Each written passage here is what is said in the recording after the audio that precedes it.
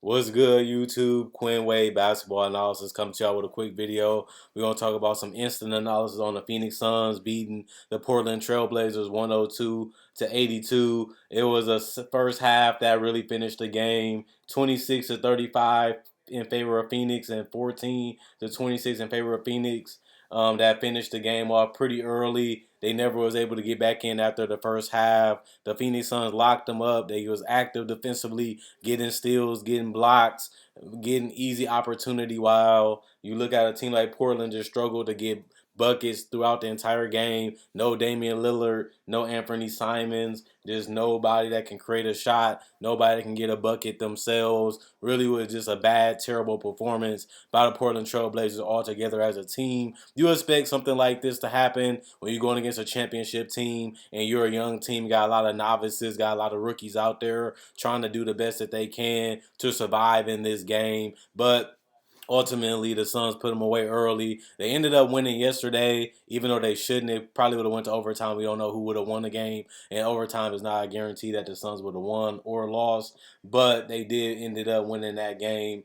But the Suns ended up finishing this one off pretty early, and they should have. Cam Johnson is the saddest part of tonight. He ended up injuring his meniscus. He's going to be out for a significant amount of time. Plus, it's going to take him time to get back into the form that he was coming into this season. It's unfortunate because he was a guy that was very promising with huge upside and was a big part of what the Phoenix Suns have done offensively and defensively with his switchability, his ability to make threes, his ability to make mid-range shots, his ability to be a guy that can play the 3 or the 4 position, his versatility, adaptiveness, and adaptability just really made him special. And to see him miss significant time in his first time starting for a season is just unfortunate and sad to see. But it is part of the game. I just hope him a speedy recovery and hope that he can get back to the Cam Johnson and continue to go back the development path that he was on coming into this season. And the way he played was pretty fantastic to start the season off. But we look at Josh Hart, 32 minutes, 4 points,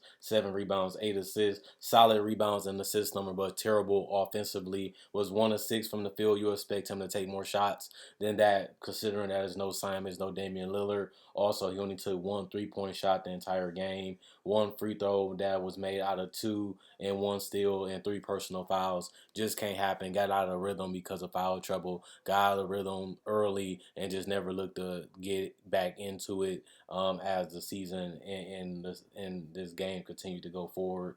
It's unfortunate for him. Sheldon Sharp, the rookie, 13 points, 4 rebounds. This is a solid game for him. 50% from the field, 50% from three. Don't expect much out of him. He's a raw guard. Don't expect huge, enormous games frequently for him. He got to work on his handle. Got to work on his mid range. Got to work on his 3-point game. This is an athletic freak that can get to the basket, can be a live threat. Caught a couple, can get dump offs that can finish with layups and dunks. Not a good mid range or 3-point shooter when it comes to consistency. Very streaky from that. Can expect some 20 to 25-point games from him.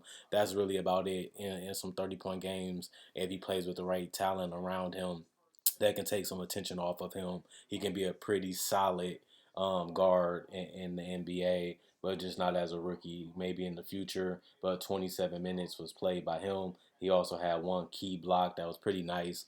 Probably one of his highlights of his career so far in his young career. Grant, just a no-show. He had a decent game yesterday.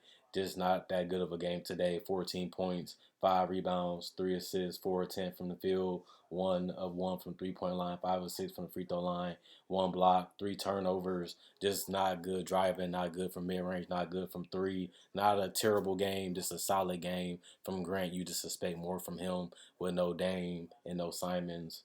Nurkic, you expect more from him too, defensively and offensively. A no-show to me. 23 minutes, 8 points, 7 rebounds, 0 assists, 4 or 8 from the field, or 1 from 3, 1 block, 4 turnovers. Just couldn't handle the ball, couldn't play in the post, couldn't drive without being stripped.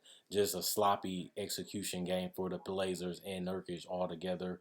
Also, Justice Winslow had a no-show game too. 5 points, 2 rebounds, 2 assists, 2 of 9 from the field, 1 of 3 from the 3-point line, 1 block, 1 steal.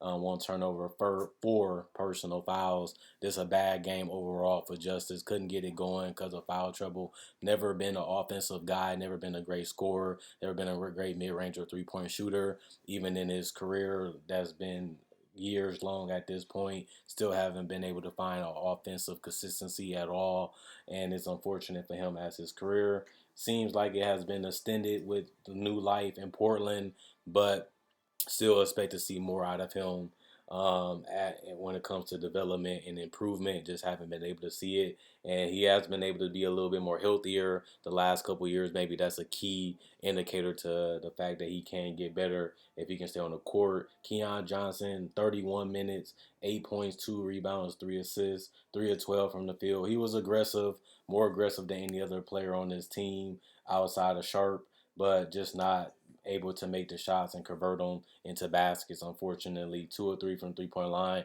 was the biggest bright spot out of his game. He actually took 3 threes and made 2 of them. That was the best he could do. He did have 4 turnovers trying to create shots, just couldn't do it in the paint, and then got stripped a couple of times. And then you look at Ebanks, 5 points, 3 rebounds, 2 assists, 2 of 4 from the field, 1 of 2 from the free throw line, 1 turnover, 2 personal fouls. Walker, 3 points, 3 rebounds, 1 assist, 1 of 2 from the field, 1 of 2 from the free throw line, 1 block. Then you have Watford, 9 points, 4 rebounds, 1 assist, 2 of 7 from the field, 0 of 2 from the 3-point line, 5 assists from the free throw line. He had 2 personal fouls. And then you look at the fact that Nazir Little, who just got his extension, not an overpaid, just a solid pay. He's just a solid veteran guy that's been in the league for years, has some injury problems, just got the job security and the financial security to be rich forever, richer than he's ever been this year. It's a good look for him because he's a hard worker. He did the best he could to make it to the league and ended up making it and did a pretty solid game, 9 points in 15 minutes, 1 rebound, 2 assists, 3 of 5 from the field, 2 of 2 from the free throw line. He did make his only three. You look at Brown, 2 points, 1 rebound, 1 of 2 from the field, 0 of 2 from the free throw line, 1 block, 2 steals. And then Butler, Jared Butler, 2 points, 1 rebound in 9 minutes, 1 of 2 from the field, 0 of 1 from three, and 1 block. The Suns just absolutely decimated and annihilated this Portland Trailblazer team, making them the best team in the Western Conference. It's Phoenix Bucks all over again. We'll see if they can get back to the finals. I thought it was going to happen last year, but it ended up being Golden State, Boston. Both of these teams are healthy. Both of these teams have no excuses. Both of these teams are experienced and veteran-led teams, Coach of the Year-led teams. We'll see if they can make it back. But Devin Booker led the way for the Phoenix Suns offensively with 24 points, 3 rebounds, 3 assists. He was 9 of 20 from the field. Didn't shoot 50%, but close enough. 2 of 7 from the 3-point line, 4 of 4 from the free throw line, 2 blocks, 1 steal, 1 turnover, 2 personal fouls. This is a solid, aggressive game. Really look for his mid-range. Really look for his threes. Very seldomly this game. Just was patient. Lee waiting to attack, got to his spots, had some hoists at the 3-point line late in the shot clock that hurt his 3-point percentage. But overall, this is a great offensive game from Devin Booker. Didn't have to play a ton of minutes as the game was already over early in the fourth quarter and was able to relax and heal that body up a little bit after getting banged up and getting knocked around a little bit the last couple of games, including this one. It's good for them to have a little bit of a break. Mikal Bridges the same, locked up, sharp, locked up guys like Josh Hart, locked up guys like Grant and Nurkic in that paint, and then on the perimeter, 11 points, 1 rebound, 2 assists, 3 of 7 from the field, 1 of 2 from three, 4 of 5 from three. From the free throw line, 1 block, 2 steals. Chris Paul, just another solid game from the mid range and from the 3-point line. 15 points, 5 rebounds, 4 assists, 3 of 7 from the field, 2 of 4 from three, 50% from three.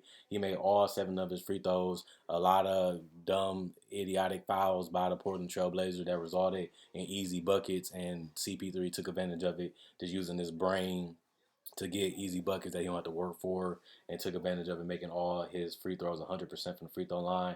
He only had 1 turnover this game, which was a sloppy pass that he overthrew and ended up getting picked off, and that was the only one in the entire game. Other than that, 2 personal fouls. Torrey Craig was starting for Cam Johnson. He had 5 points, 5 rebounds, 4 assists. Just a solid, well-rounded game defensively and offensively for Torrey Craig. 2 of 5 from the field, 1 of 3 from the 3-point line, 3 blocks, 1 steal, 1 turnover, 4 personal fouls. I know the fouls was a little high, but that is how aggressive the Portland was attacking the basket tonight. DeAndre Ayton, you wish he would have did more. 16 minutes. He only had 7 points, 6 rebounds, 1 assist. But he didn't play that many minutes, 16 minutes total. He also had shot 3 of 6 from the field, 0 of 1 from 3-point line, 1 of 2 from the free throw line. He had 2 blocks. He only had 3 personal fouls. But like I said, the game was over early, and Portland was trying to space him out and be a small ball team. And it ended up working, but they ended up just getting outscored because Phoenix defenders are just that much better on the perimeter compared to Portland's, and they was able to lock him up. Damian Lee had an excellent game off the bench, same with Dario Saric and Landry Shamet. 9 points for both Saric and Damian Lee. 9 rebounds for Saric, 4 rebounds for Damian Lee, 1 assist for Damian Lee, 1 assist for Saric, 4 of 9 from the field, 1 of 2 from 3 for Saric, 0 of 1 from the free throw line. Damian Lee was 3 of 5, 2 of 2, 1 of 2 from the free throw line, 2 of 2 from the 3-point line. They both had 1 personal foul for Damian Lee, 3 personal fouls for Dario Saric, 1 block, and 1 steal and 2 turnovers for Dario Saric. Shamet played 19 minutes. He had 8 points, 1 rebound, 2 assists, 3 of 6 from the field, 2 of 4 from 3, 1 block.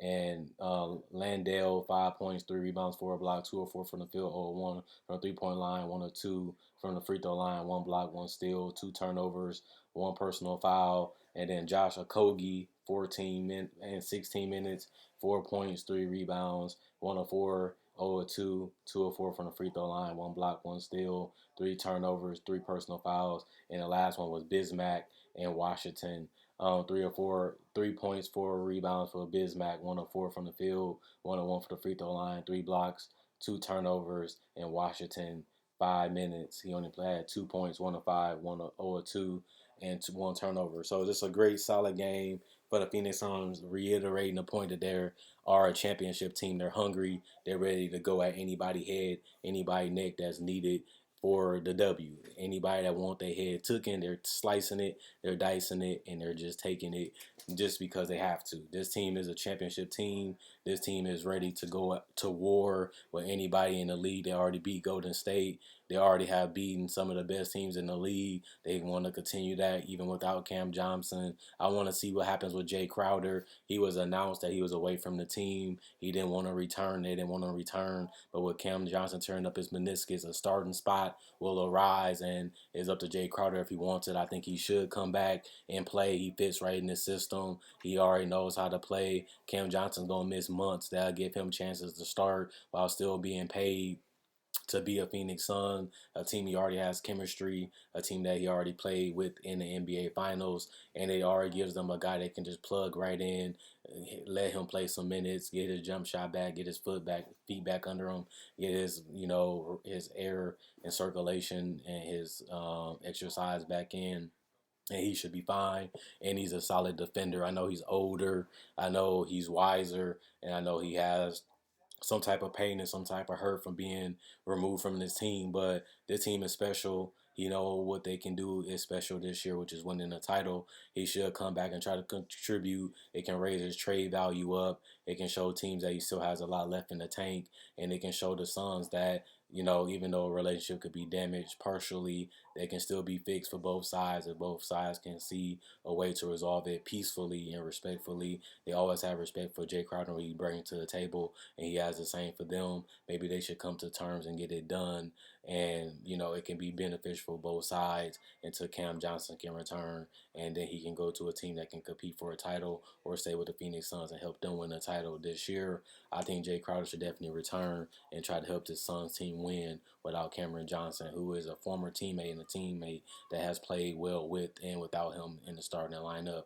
And I think that it can benefit both sides of the party, and it can also benefit the agent who can get more offers for Jay Crowder, who's been sitting around chilling, doing his thing, just prepared for opportunity to be back in the NBA, which he should have one this season. Other than that, Quinn Wade Basketball Analysis signing out. Hope you guys enjoyed the video. Hope you guys enjoyed the rest of your day. Instant analysis, classic analysis, and hope you guys enjoy my new website. The website is still analysisplayground.com. You can Google it and you can see how it looks. It's nice, it's fancy, it's nice, and cozy. I know the video is going to be similar, but it's just a different way to post writing content, also video content, and just give you a different look of how the website look if it wasn't YouTube based primarily. Other than that, hope you guys enjoyed the video. See y'all Sunday, and y'all stay blessed, count your blessings, and hopefully I can see most of y'all tomorrow.